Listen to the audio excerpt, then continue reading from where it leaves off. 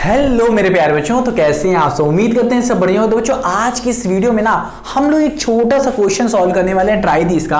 और ये exponent and power का सबसे पहला क्वेश्चन है जहां पे हम लोग समझेंगे, समझ तो चुके हैं कि मल्टीप्लिकेटिव इनवर्स क्या होता है अपनी पहली वीडियो में, जहां पे हम लोगों ने समझा कि मल्टीप्लिकेटिव इनवर्स क्या होता है एग्जांपल से। यहां पे मैं बता देता हूं कि मल्टीप्लिकेटिव इनवर्स क्या होता है और ये सब हम लोग सॉल्व कर लेंगे अच्छे से।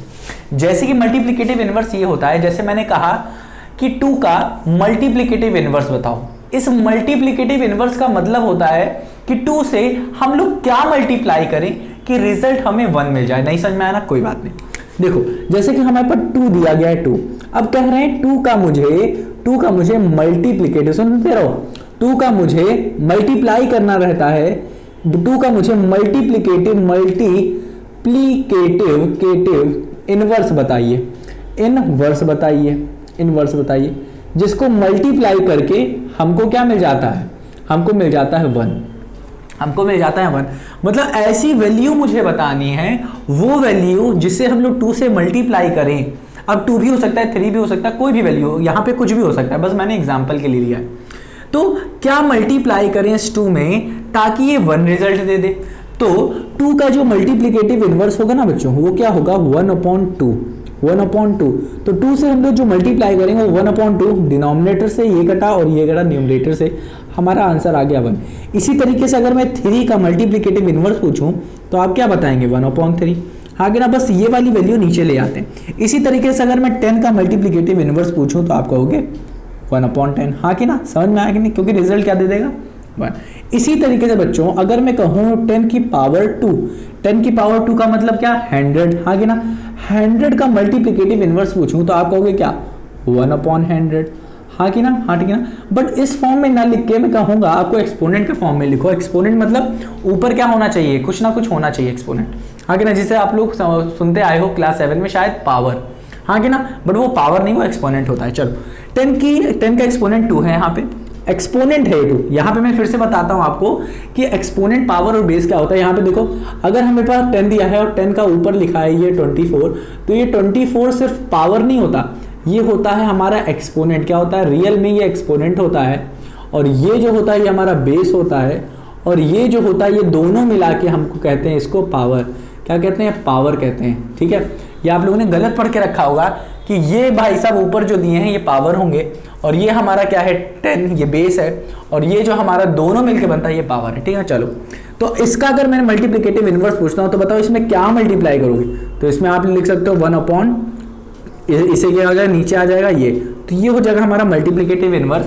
बट इनवर्स इस चीज को हम लोग कैसे लिख सकते हैं, हमने पढ़ाया है आपको, क्या पढ़ाया है कि अगर हमारे पास कोई भी चीज ऐसे लिखी है, ठीक है, 1/a की पावर m अगर ऐसे लिखा हुआ है, तो इसको अगर ऊपर लेके आते हैं तो बस ऊपर का ये जो हमारा एक्सपोनेंट होता है इसका बस साइन चेंज कर दो, तो ये हो जाता है -m, प्लस में है ये माइनस में जाता है। इसी तरीके से हम लोग इसको क्या करेंगे, इस चीज को क्या करेंगे, कैसे लिख सकते हैं, 10 का एक्सपोनेंट 2 है तो इंटू में क्या कर देंगे, ये ऊपर चला जाएगा, 10 का एक्सपोनेंट -2 हो जाएगा। क्या हो जाएगा, -2। तो इसका मल्टीप्लिकेटिव इनवर्स ये है। तो इसको जब करोगे ना आप सॉल्व तो आएगा 1 ही आएगा आंसर, देख सकते हो 1 ही आएगा। तो अब आप सबका मल्टीप्लिकेटिव इनवर्स मुझे मेरे हिसाब से आप बता सकोगे क्या होता है। तो इसको मैं रब करता हूं, अब मुझे बताने की भी जरूरत नहीं पड़ेगी, आप फटाफट बता दोगे। इसका जो मल्टीप्लिकेटिव इनवर्स होगा बस साइन चेंज कर दो, वो हो जाएगा 2 का एक्सपोनेंट 4। इसका मल्टीप्लिकेटिव इनवर्स हो जाएगा 10 का एक्सपोनेंट 5, 10 का एक्सपोनेंट 5 हो जाएगा। इसका हो जाएगा क्या, 10 का एक्सपोनेंट 2 हो जाएगा। इसका हो जाएगा 5 का एक्सपोनेंट 3 हो जाएगा। देखो कितनी जल्दी हो गया। मतलब कहने का मतलब ये है ना, अगर आपको मतलब समझ के में आ गया ना बच्चों तो सारी चीजें आपको समझ में आ जाएंगी। ठीक है, बट अगर आपको मतलब नहीं समझ में आता ना तो दिक्कत करता है। ठीक है ना, तो हम लोगों ने बहुत ही अच्छे तरीके से पहली वीडियो में सारी चीजें अच्छे से बताने की कोशिश की कि भाई साहब बेस क्या होता है, पावर क्या होता है, एक्सपोनेंट क्या होता है, और भी बहुत सारी चीजें देखी हम लोगों ने वहां पे। ठीक है ना, तो अगर आपको अच्छे से सीखना है कि भाई पावर, एक्सपोनेंट का यूज क्यों यूज करते हैं एक्सपोनेंट और पावर को, तो वो सारी चीजें अगर आपको अच्छे से समझनी है तो पहली वीडियो जरूर देखना बच्चों। और साथ ही साथ जो मैंने लॉज ऑफ एक्सपोनेंट बताया है वो तो एकदम इतना ज्यादा इंपॉर्टेंट है कि पूरा चैप्टर बिना उसके हो ही नहीं सकता, क्योंकि 80% जो चीज है ना वो सिर्फ उसी से जुड़ी हुई है।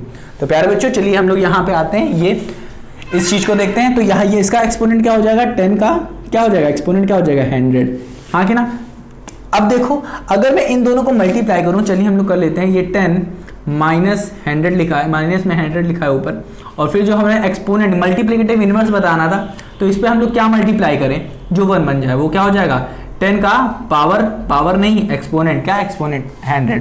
इसको हम लोग कैसे लिख सकते हैं, अगर ये लिखा है इसमें तो इसको नीचे लेके चले जाओगे तो वो क्या हो जाएगा डिवाइड में हो जाता है, तो ये लेके चले जाओ तो 10 का एक्सपोनेंट 100 होगा और ये हो जाएगा 10 का एक्सपोनेंट 100, तो ये और ये कट गया, तो हमारा आंसर क्या आ गया 1। तो हमारा मल्टीप्लिकेटिव इनवर्स क्या हो गया इसका, ये होगा मल्टीप्लिकेटिव इनवर्स।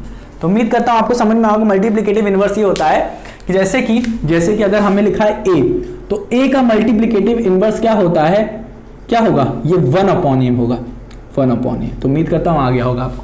मल्टीप्लिकेटिव इनवर्स क्या होता है, बस इसका रेसिप्रोकल, बस ये याद रखना वर्ड, ये वर्ड याद रखना, रेसिप्रोकल, हाँ कि ना, रेसिप्रोकल होता है, रेसिप्रोकल CAL, ठीक है ना। इसका रेसिप्रोकल मतलब क्या, बस इसको नीचे डिवाइड में लेके चल जाओ। तो उम्मीद करता हूं आ गया होगा मल्टीप्लिकेटिव इनवर्स का मतलब समझ में आ गया होगा क्या होता है। तो अब प्यारे बच्चों हम लोग सॉल्व करने वाले हैं अपना आगे का टॉपिक, और फिर देखेंगे अगर हमारे पास जो ट्राई दिस होगा तो उसको ट्राई दिस को सॉल्व करेंगे, अगर एग्जांपल होगा तो एग्जांपल को सॉल्व करेंगे। तो मेरे नन्हे मुन्ने प्यारे बच्चों उम्मीद करता हूं आपको मल्टीप्लिकेटिव इनवर्स समझ में आ गया होगा, ठीक है। तो मिलते हैं प्यारे बच्चों अपनी अगली वीडियो में, अपना ख्याल रखना, अगर ना समझ में आओ तो रिवाइज करना मत भूलना।